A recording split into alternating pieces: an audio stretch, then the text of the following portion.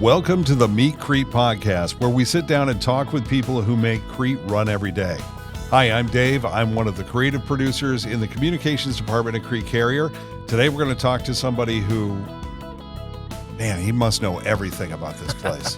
He has been here so long. Roger Mundt, how are you? I'm doing great. Thanks, Good. Dave. It's nice to sit down, and I'm going to meet you a little bit. I know that we've worked together just a tad bit. We haven't really talked before, so we're going to get to know you a little bit. You told me just before we started, how long have you been here? It'll be 38 years in January. 38 years. Yes. Most people have gone through like 6 cars in that period of time, a couple of mortgages. Yeah. That's about right. Wow, that is a very long time. When did you start here? January 6th of 1986.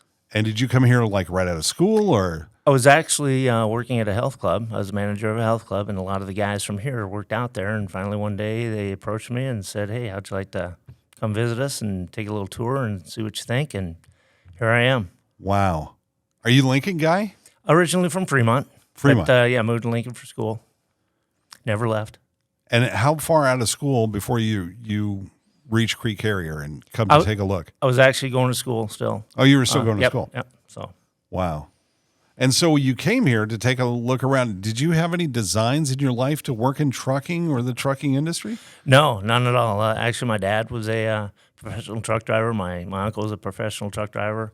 Both of them basically promised or made me promise not to ever become a truck driver just because of how difficult it is and so forth. So I never looked to trucking at all. And then next thing I know, like, wow, this is pretty interesting stuff. And so you made a promise to the family, I won't become a driver, right. But that doesn't mean that I won't support drivers. Exactly. And so how did that go? When you told them that you got a job here, what was that like? They both were very hesitant at first, but as I explained to them exactly what I was going to be doing, I was going to be in the office, et cetera, they became very supportive. A couple little tidbits they said was that always be honest with your drivers because they'll see through, you know what, a lot, real easy. So that's kind of been a mantra that I've had. Always be straightforward, tell them what I know. Sometimes I'm wrong, and sometimes I tell them the wrong information, but it's not because I'm not trying to be honest with them. Sure. That's good policy anyway at work, right? Just get it out there, and then it's done. Where did you start? So you come over here. How did you start? Where did you start? I started in customer service. And actually took over some national accounts and of Texas with a dispatcher called Harry Kingery. And that's kind of where I got my name, I guess, was at working customer service in Texas, and just expanded from there. Got the opportunity to go down to Georgia, work on site down there for a couple of years, and then back here, and just multiple different positions here in operations.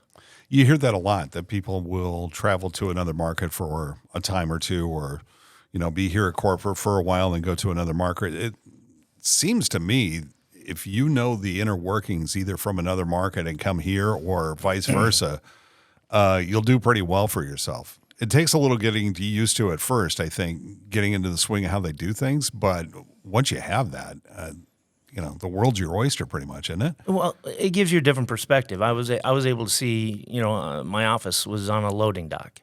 And so you actually saw how freight was distributed onto the trucks, how they were tendered out, how their shipping foreman would, explain to those guys, hey, we need these trucks in here, this trailer in that door.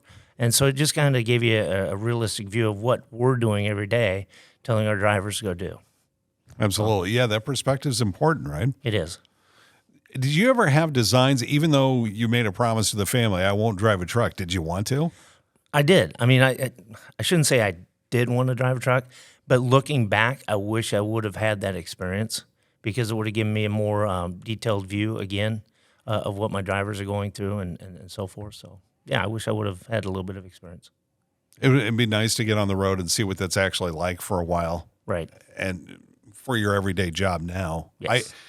Would you like to be a driver, though? Now, knowing what you know now after almost 40 years, do you think you'd want to be a driver now? I couldn't be. I mean, I just know myself personally. It takes a special type of person to get out there on that road, and I respect the heck out of them all the time. You have to be able to leave your home and family, pack up, live in a small box, and where I handle our teams and stuff, so forth. I mean, it's two people living together in that same confinement. So that's an entirely different world, and God bless them, really. I mean, they without them, we'd be in a lot of trouble. And so, yeah, we need them. I personally could not do it. Yeah, I get that. I couldn't be a brain surgeon either.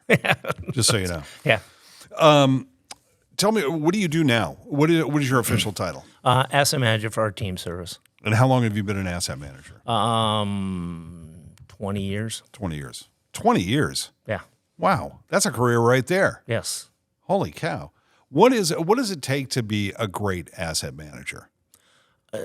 Really, it's building trust. I have customers as well, and so I'm able to build that trust with my customers, with my drivers. They don't always like what I ask them to do or something, but they know that I ultimately have the end goal in mind, and that's the best thing for them, best thing for the customer, best thing for Crete Carrier. And so that's a trust thing. And I've been very fortunate to have been able to build trust with my drivers very quickly. I've been told it's kind of a one-way, Roger's way or no way, but it works for us because we've got a dedicated service that we've got to do. And so I've got to be able to go to those customers at the same time, say my driver's going to be there, they'll pick up on time, they'll deliver on time. And with our customers, I think to a T, every one of them say Crete Carrier is the best team service they got. And it's because of our drivers. It really is. Yeah. Let me ask you a question. Maybe you can't answer this. I don't know. But I've thought about this more than once, doing what you do. Where does your allegiance lie? Or how do you keep your allegiance between two different factions that you like, right? You're working for the company, but you want to take care of your drivers too. And sometimes that's in conflict with each other, I'm sure. So how do you keep both sides happy? And, where are you in all that? Are you a middleman? How do you see it? You're right. I've got to keep my drivers happy, my customers happy, and Crete Carrier happy. But when I say my customers, those are the paying customers. They're all my customers. Bottom line is, if I don't keep my drivers happy, then nobody's going to be happy. I want my drivers to make as much money as possible. I want them to be as productive as possible, obviously within safe and legal what we do. But as long as they're telling me what's going on, I can go to my customers and tell them what's going on. And if everybody's happy there, Crete Carrier is ultimately going to be happy. I'm in this business, and I have been for a long time in various different ways, but you hear it a lot around here. One thing that's very, very important is communication. And it doesn't matter which part of the building that I'm in. You hear that a lot. Communication is really important. Having an open dialogue with drivers, with people in management, whatever, it's all very, very important to the way that this thing runs here. Would you agree? Oh, 100%, 100%. As long as I know what's going on with my drivers, I have no problem going to my customers and say, hey, here's our situation. Because I know that when my drivers get to that customer, they're going to tell them the same story. And that's that building trust type thing. And drivers get tired. They get sick. Not everything works out. They have flat tires. They're dealing with mechanical issues. But as long as I know, I can go to anybody and just say, hey, here's the situation. And I feel 100% positive that it'll all work out. You're not all work. You're I'm sure a family guy. You live around the city here. What do you do for fun? What kind of guy is Roger Mundt? Well, when my two girls were growing up, I was very involved in their sports, helping coach, et cetera, et cetera. My son, my youngest, has Down syndrome, so we've got special things that we've always done with him, special needs, Special Olympics, buddy walks, things like that. My two girls are both going to graduate from college. Oh, congratulations. Within the next year. Thank you. It's almost over, except for paying for it for the next 150 years. Yes. And my son graduated from high school last fall, and he's now in what's called the Independence Academy. Good for him. Which is a 3-year program where they go through and they teach him skills and so forth so that he can get out in the working world. So we still do a lot of family activities. Tonight we're celebrating my oldest daughter's 24th birthday, going out for dinner. We do a lot of family things. My wife's put up with me for 30-plus years, so God bless, knock on wood someplace. So. Yeah. I've been by your desk more than once. You're a Husker fan, yeah? A little bit, yes. Yes. And So, like how rabid a Husker fan are you?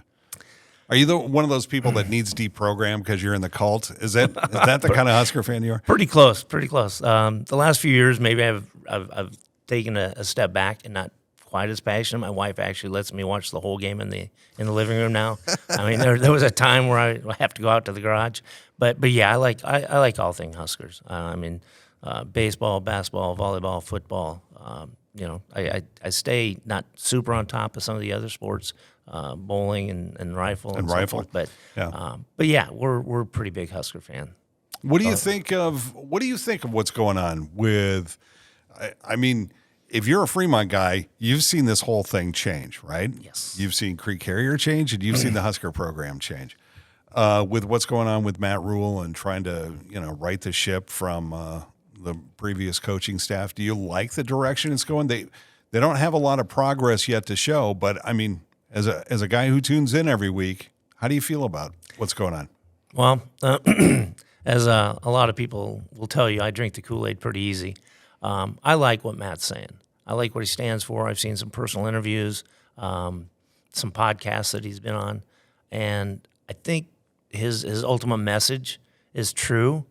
I think the hardest part is now getting that message off to the young people these days, and I know some coaches are better at it than others. Time will tell with him, but I think he's got a really good young coaching staff that's solid, that's worked with kids before. I think there's an opportunity for a lot of great things in the future. He's kind of proven it. So I'm bought in. I mean, I say, year one, year two, I don't know. Some coaches do it, but is that just a quick fix for now? I think he's looking long term, just like Crete Carrier. Let's build a solid foundation and go from there. There you go. By the way, if you're a driver and you're watching this out of state, this is what this state does all day long. This is all we do. You're an asset manager, like you said, for over 20 years. You must be really good at it. I don't know about that. Well, I mean, 20 years of practice. You should be good at it, right? Yes. No, but you're very good at it. Thank you. Yeah. What is it? What's the one skill that makes you a good asset manager? And what would you tell somebody who would be thinking about that kind of position? What is it that you need to have to be able to do that every day? You have to have a little bit of a thick skin. You hear a lot of things, a lot of personal things from these drivers, and it can be very touching.